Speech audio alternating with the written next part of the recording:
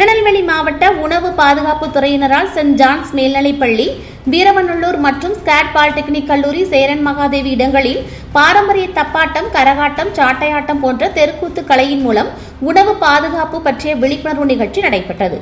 விழிப்புணர்வு நிகழ்ச்சியில் பாரம்பரிய உணவினை உண்பதனால் ஏற்படும் நன்மைகள், அதிக கொழுப்பு, இனிப்பு மற்றும் உப்பு உட்கொள்வதனால் ஏற்படும் தீமைகள், கலப்படம் சம்பந்தமான புகாரினை எப்படி பதிவு செய்வது, கலப்படமான உணவுப் பொருட்களை எவ்வாறு கண்டறிவது, செறிவூட்டப்பட்ட உணவினை உண்பதனால் ஏற்படும் நன்மைகள், சமையல் எண்ணெயை அடிக்கடி சூடுபடுத்தி உண்பதனால் ஏற்படும் தீமைகள், தடை செய்யப்பட்ட நிக்கோட்டின் கலந்த புகையிலை பொருட்களை உண்ணுவதனால் ஏற்படும் தீமைகள் பற்றிய விழிப்புணர்வு நிகழ்ச்சி நடைபெற்றது. இந்த நிகழ்ச்சி திருநெல்வேலி மாவட்ட நியமன அலுவலர் மருத்துவர் சசி தீபா தலைமையில் நடைபெற்றது. உணவு பாதுகாப்பு அலுவலர்கள் சங்கரநாராயணன், பிர்தோஸ் மற்றும் அக்ஷயா ஆகியோர் முன்னேற்பாடுகளை சிறப்பாக செய்திருந்தனர்.